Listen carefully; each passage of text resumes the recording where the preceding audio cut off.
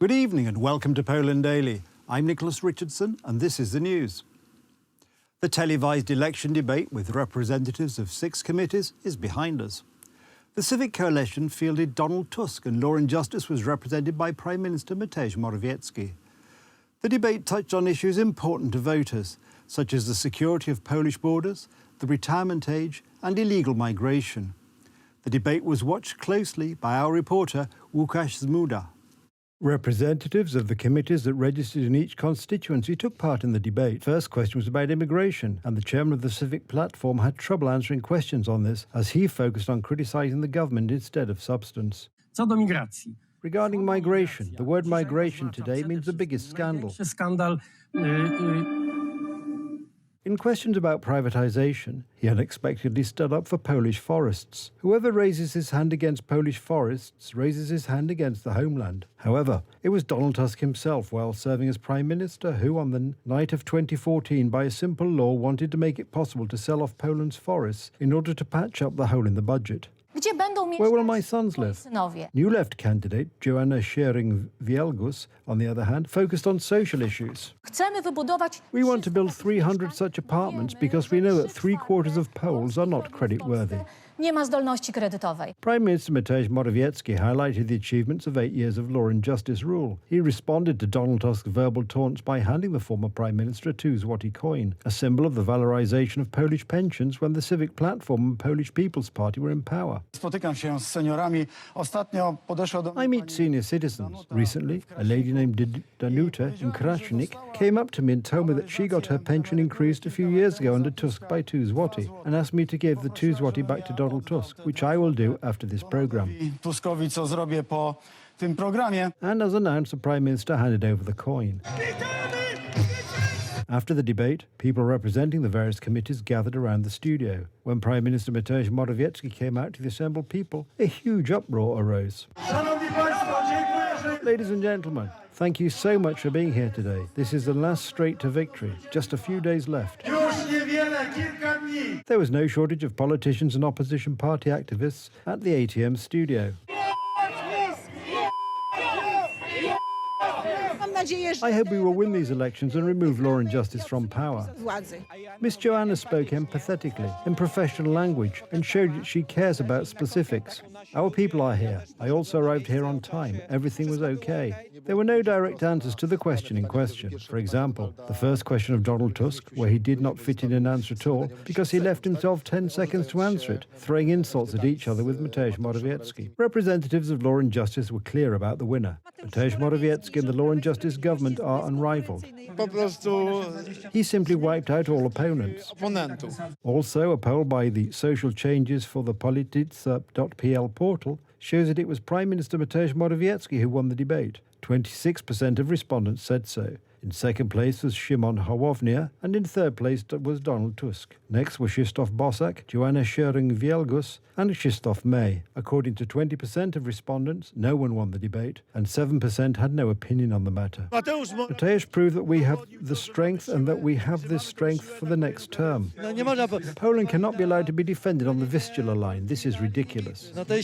Publicists, on the other hand, have no doubt who was the biggest loser of the debate. There are 2 conclusions. First, do not kick the lying man and give Tusk a break. Tusk is a politician who has decapitated himself but hasn't noticed it yet. Second, in the clash between Liberal Poland and Solidarity Poland, Prime Minister Morawiecki has shown by example, by numbers and by government action what the difference is, which Poles appreciate.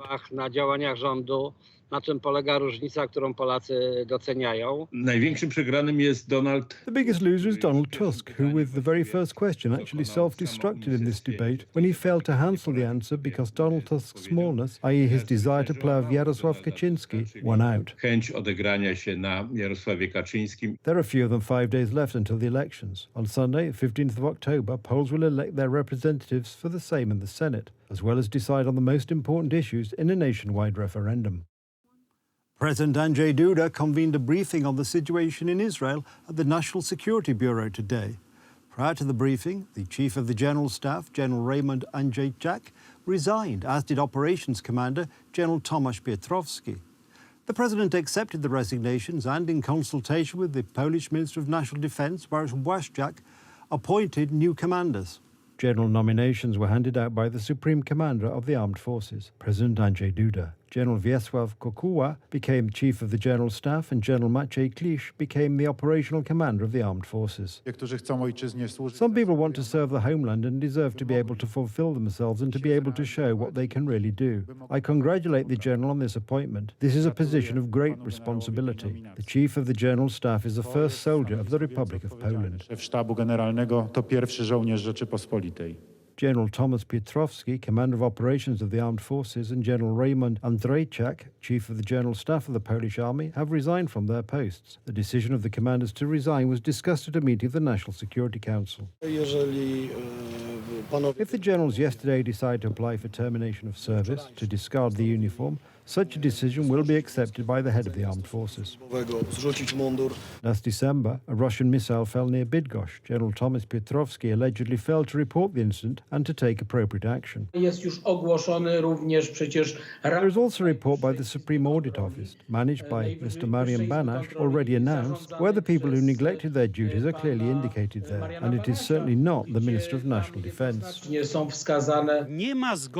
There is no consent to drag the Polish army into an election campaign. There is no consent to bring chaos to Poland in a special situation, an emergency situation. The fact that a Russian missile violated Polish airspace was also exploited by the opposition. Donald Tusk then tried to have the head of the Ministry of Defence, Mariusz Błaszczak, resign. The first decision that should be made on Saturday or Sunday is, of course, the resignation of Minister Błaszczak. In addition, Tusk asked commanders to oppose the dispositions of the Minister of National Defence. I call on the Polish generals not to be made into scapegoats. The matter is too serious.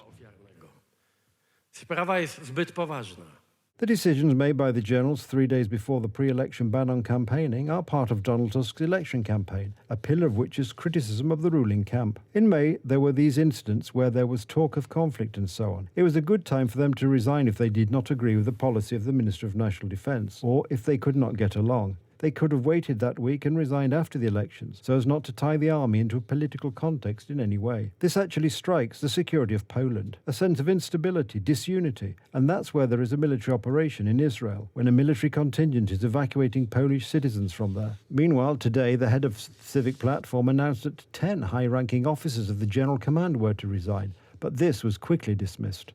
A while ago, I received information about the resignations of another 10 high officers of the General Command. None of the senior officers of the General Command of the Armed Forces have resigned. These generals knew that if Law and Justice won, they would no longer hold on to their positions. On the other hand, the reaction of Donald Tusk and his cronies, as well as of the tacitly appointed platform staff, i.e. TVN, proves that there is a deal already agreed upon in the case Tusk takes power. Decisions on the appointments of the new commanders were made by the President in consultation with Defence Minister Mariusz Błaszczak. The BBN said that the changes in positions will not adversely affect the continuity of command and the conduct of operations. Israel's retaliatory airstrikes on the Hamas-controlled Gaza Strip are continuing. 200 targets have been hit. At least 770 Gaza residents have already been killed and more than 4,000 wounded in the Israeli airstrikes. According to the United Nations, more than 200,000 people have had to leave their homes.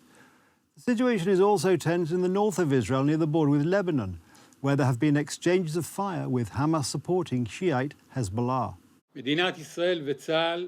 The State of Israel and the Israel Defense Forces are now responding to a criminal and cruel attack by Hamas, the intrusion of terrorists into the private homes of civilians from the Gaza Strip, and the taking of women and children. This is murderous terrorism. Therefore, we are attacking, pursuing, and harming anyone who took part in it. And that's how we'll continue. I know that the past day has been hard. We have civilians, security forces, our soldiers killed, injured. Some of them are in the hands of the enemy. Therefore, this is a time for war, not for an operation, not for a round, time for war. And within this war, the IDF is strong, will act with strength, and will win and achieve its needed goals. What did my children do to deserve this? Where are my people? Where is the collective conscience? Forget Islam, Christianity, and Judaism. Where is humanity? What is our fault? What did my children do? There is no electricity, internet, food, or water. Why? I am on the street. Tell me, where should I go? God only knows what will happen next. The situation is difficult. There are no facilities, and this place is not prepared for shelter. We are scared of everything, and we have nowhere to go. Our area is a quiet area, but when I came here, I did not recognize it. Complete destruction. This is unfair. This is true terrorism. There is no humanity. Families here live in peace and do not have any relation with anything. People started running. I was sitting at the heart of the alley with my brother and his children, and suddenly we heard the sound of an explosion. My brother's 2 children were standing at the door and got killed. Israel's Zaka Rescue Service has excavated more than 100 bodies from the small Israeli community of Be'eri, near the Gaza border. An Israeli military spokesperson said troops responding to Saturday's mass infiltration killed between 70 and 100 gunmen in or around Be'eri. We saw everything, but then it came to yesterday when we went into Kibbutz Be'eri and we saw what was done to the families, to the children. That was, I'm 33 years in this position, and I was everything. I saw everything. I thought I saw everything, but something like that, I never saw. I have a pizza place close to here, and all of a sudden I heard the alarm. It was crazy. There were a few, one after the other. It was very serious. I immediately entered the shelter. 20 seconds after the siren, there was a huge smoke cloud. We felt everything shaking. Glass broke everywhere. All the storefronts broke one after the other. It's a miracle that we're alive. Just a few half an hour, we have got a bomb in the house, and as you're looking, it's horrible.